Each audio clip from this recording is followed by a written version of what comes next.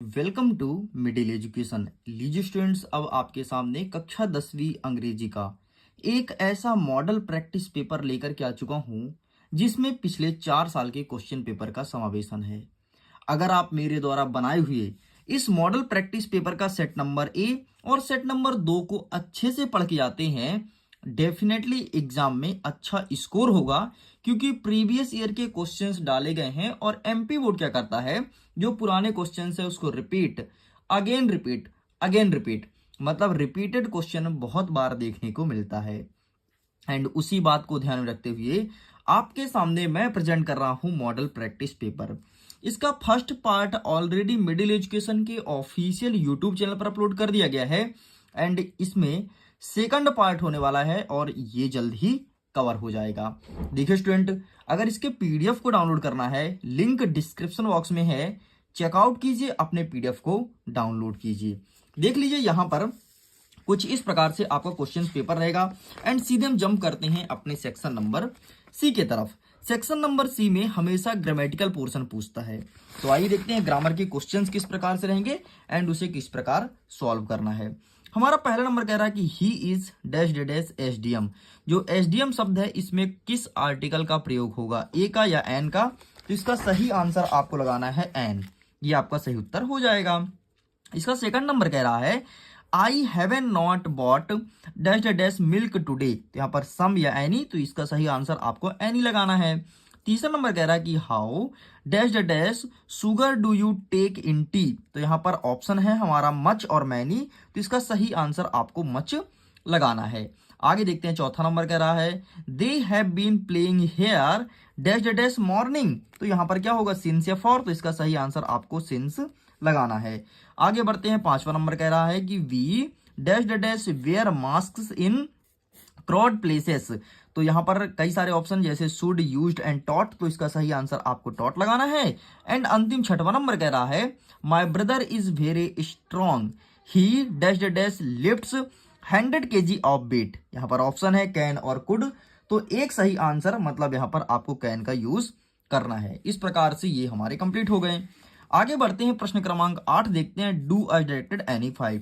देखो आप पीडीएफ को डाउनलोड कर लो, पीडीएफ तुम्हारे पास आ जाएगा ना, तो तुमको पढ़ना आसान होगा। और एक बार वीडियोस को देख लो, यहाँ पर आपको सोल्यूशन बताया जा रहा है और बढ़िया आसान भाषा में समझाया भी जा रहा है कि किस क्वेश्चंस को किस प्रकार से अटेंड करना है। हमारा पहला नंबर कह रहा है कि अनुज इज प्लेइंग चेस। तो यहाँ पर लिखा है चेंज इनटू पैसिव वॉइस, इसे पैसिव वॉइस में कन्वर्ट करना है, तो कुछ न मत करो। यहां पर मैं लिख देता हूं आंसर,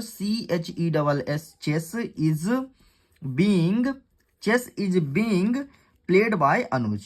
ठीक है, PLAYED प्लेड बाय, और ये नाम लिख दो अनुज, जो यहाँ पर नाम लिखा है। ठीक है, इस प्रकार से कंप्लीट होता है। सेकंड नंबर कह रहा है कि चेंज इनटू निगेटिव सेंटेंस। ये जो वाक्य है इसे निगेटिव बनाना है, तो निगेटिव बनाने के लिए कुछ मत करो, सी के बाद आप डिड नॉट लगा दो। यहां पर लगा दो डिड नॉट, ठीक है, डिड और नॉट, ठीक, और बाकी पीछे शट द डोर, ये इसको कॉपी कर दो। आगे देखते हैं, तीसरा नंबर कह रहा है कि change into past continuous tense, इसको कन्वर्ट करना है पास्ट कंटिन्यूअस टेंस में।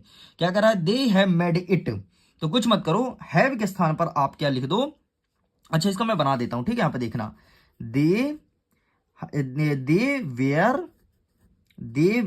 Where making MEKING making it, they were making it.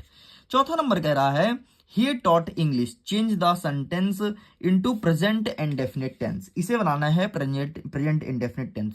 तो ही टॉट इंग्लिश है, तो टॉट को टीचर्स कर दो, ठीक है, तो क्या बन जाएगा, ही TEACHES, ही टीचर्स इंग्लिश, ENGLISH इंग्लिश, खत्म। नेक्स्ट कह रहा है कि सो और दैट का यूज करना है और सेंटेंस को बनाना है। अमन इज वेरी इंटेलिजेंट, तो यहां पर वेरी है, उसको काटो, यहां पे लिखो सो, अमन इज सो इंटेलिजेंट, एंड यहां पर दैट लगा दो, ठीक है, यहां पर लगा दो दैट, और एक साथ लिख दो he can pass the exam easily, his exam easily, बस इतना लिख के कंप्लीट करना है। हमारा छठवां नंबर कह रहा है कि इफ के अनलेस के स्थान पर अब आपको इफ का यूज करना है, तो जहां पर अनलेस लिखा है ना उसको काटो और इफ लिखो, ठीक, इफ इट रैन, बाकी पूरा सेम रहेगा, कोई दिक्कत नहीं, बस यही सेंटेंस आपको लिखना था। इस प्रकार से हमारा डू एज डायरेक्टेड होता है कंप्लीट। आगे देखते हैं, सेक्शन नंबर डी कहता है, जो कि टेक्स्ट बुक से टेक्स्ट बुक के क्वेश्चंस को कवर करता हूं। ठीक है, हमारा प्रश्न क्रमांक 9 कह रहा है choose the correct alternative to answer the following questions. पहला नंबर कह रहा है कि who has written the story his first flight. तो इसका सही आंसर लिखना है आपको ऑप्शन नंबर ए। नेक्स्ट कहता है कि what was the seagull afraid of. तो इसका सही आंसर लिखना है flying, option number B. Next कहता है कि एनी फ्रैंक वॉज आ। तो इसका सही आंसर लिखेंगे जर्मन गर्ल। एंड नेक्स्ट आपका चौथा नंबर क्या कह रहा है कि एनी फ्रैंक रॉट हर डेली वेल। तो इसका सही आंसर आप क्या लगाएंगे, तो इसका आंसर आप हमें बताएंगे कमेंट पे लिख करके। ये आपके लिए होमवर्क है, प्लीज स्टूडेंट इसके आंसर अटेंड जरूर करना। जो स्टूडेंट सही आंसर करेगा उसको मैं हार्ट दूंगा। चलिए आगे बढ़ते हैं, प्रश्न क्रमांक 10 को कवर करते हैं। इसमें कह रहा है read the following extract from the pores and answer the questions given below. ठीक है, हमारा पहला नंबर कह रहा है एक पैसे लिखा गया है, इसके नीचे कुछ क्वेश्चन दिए गए हैं, तो सीधे हम क्वेश्चन का आंसर बताते हैं। पहला नंबर कहता है कि from which lesson has he text been taken. तो इसका सही आंसर होगा ए लेटर ऑफ गॉड, मतलब ये जो पोयम है ए लेटर ऑफ गॉड से लिया गया है। Where was Lencho house situated. तो इसका सही आंसर होगा at the foot of a hill, sorry इसका आंसर हो जाएगा सी नंबर। ठीक है, on the crest of low hill, ये हो जाएगा, ये नहीं होगा। थर्ड नंबर कह रहा है कि from the above passage which word is similar to closely. Closely का सही हो जाएगा क्या, तो ये हो जाएगा आपका सी नंबर। इस प्रकार से कंप्लीट होता है।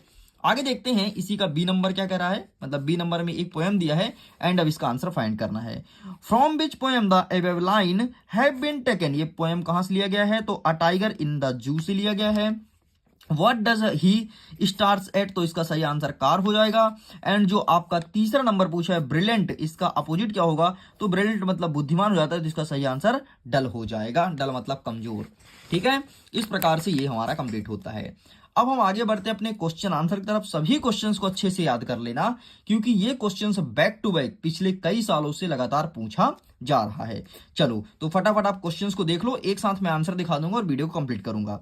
इसमें एनी 6 आपको अटेंड करना है। ठीक है, ये रहा। आगे बढ़ते हैं, तो इसमें 8 प्रश्न है, तो कोई 6 अटेंड करना। हो सकता है आपके एग्जाम में 7 आए, 6 आए, 5 आए, 5 तो नहीं आएगा, 6 आए, फिर 7 या 8 या फिर 9 भी हो सकता है, लेकिन आपको 6 अटेंड करने रहते हैं। ठीक है, ऐसा ब्लूप्रिंट कहता है आपका। नेक्स्ट प्रश्न क्रमांक 12 क्या कहता है कि answer the following question in about 30 words. Any 2 आपको कोई 2 अटेंड करना है 3 में से। ठीक है, जो आपको अच्छा लगे, लेकिन अभी आपको 3 के तीनों याद करना है, क्योंकि अलग अलग स्कूल में अलग अलग क्वेश्चंस आएंगे। इस चीज को ध्यान रखना। पता चले तुम इसको रियल पेपर समझ के और 2 याद करके चले गए और तुम्हारा एक ही फंसा। ठीक है, इसलिए आपको दोनों अच्छे से प्रिपेयर करना है। यह एक मॉडल प्रैक्टिस पेपर है, ध्यान से सुन लो कान खोल के। हमारा 13वां नंबर क्या कह रहा है कि answer the following question in about 30 words. Any 2 कोई 2 अटेंड करना है। एंड यहाँ पर 14 नंबर एंड 15 नंबर। ठीक है, आगे तो अब हम क्या करते हैं बेटा, इनके आंसर्स को दिखा देते हैं ताकि आप बढ़िया तरीके से अपने कॉपी में लिखाना और अभी याद कर लो, और जो तुमको याद है ना वो दिन बेहतर है। ठीक, तो 1 सेकंड जरा मैं अपने फोन में ओपन कर लेता हूं आंसर के पीडीएफ को और आपके सामने प्रेजेंट करता हूं।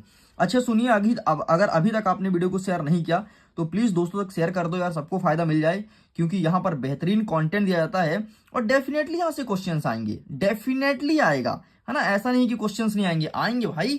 मोस्ट आईएमपी क्वेश्चंस होते हैं, ये देखो। ठीक, आप इसका स्क्रीनशॉट ले लो, ये पैसेज का है जो कि मैंने फर्स्ट वीडियो में नहीं दिया था। ठीक, बाकी लेटर वगैरह सब दिखा दिया था आपको, कोई दिक्कत वाली बात नहीं। हाँ, ये रहा क्वेश्चन आंसर। ठीक है, अगर थोड़ी चमक रहा हो तो दाएं बाएं कर लेना, बाकी मैं पीडीएफ को दे दूंगा लिंक डिस्क्रिप्शन बॉक्स में, तो वहां से डाउनलोड कर लेना तुम क्वेश्चन विथ आंसर। ठीक है, दोनों पीडीएफ को। चलिए आप इसका स्क्रीनशॉट ले लो, थोड़ी हो सकता है चमक रहा हो। ठीक है, क्योंकि लाइट जो पड़ रही है, लेकिन क्या कर सकते हो, अगर लाइट नहीं रहेगा, अंधेला हो जाएगा तो वीडियोस नहीं आ पाएंगे। ठीक है, इसका स्क्रीनशॉट ले लो बेटा, इसका स्क्रीनशॉट ले लो, इसका ले लो। ठीक है, बाकी आप मिला के अच्छे से याद कर लेना। ठीक, ये ले लो, ये ले लो। चलिए कुछ और बचे हुए हैं क्वेश्चंस। अब बचा है प्रश्न 14 से लेकर के और 16 तक, तो आप इसको देख लो एंड इसके आंसर्स भी मैं आपके सामने रख देता हूं। ठीक है, बाकी जल्द ही आपके सामने नेक्स्ट पार्ट भी आएगा, तो आप उसे भी अच्छे से प्रिपेयर कर लेना। जस्ट वेट, इसके आंसर्स का पीडीएफ में ओपन कर लो और आपके सामने रखता हूं। ये रहा। ठीक है, 14 नंबर का उत्तर ये रहा। ठीक है, ये रहा 14 का अथवा, इसका स्क्रीनशॉट ले लो। ये रहा 15 नंबर, इसका स्क्रीनशॉट रख लो। ये रहा आपके सामने 16 नंबर, इसका 15 का अथवा, इसका स्क्रीनशॉट लो। ये रहा 16 नंबर, इसका स्क्रीनशॉट लीजिए। एंड ये रहा आपके सामने 16 का अथवा।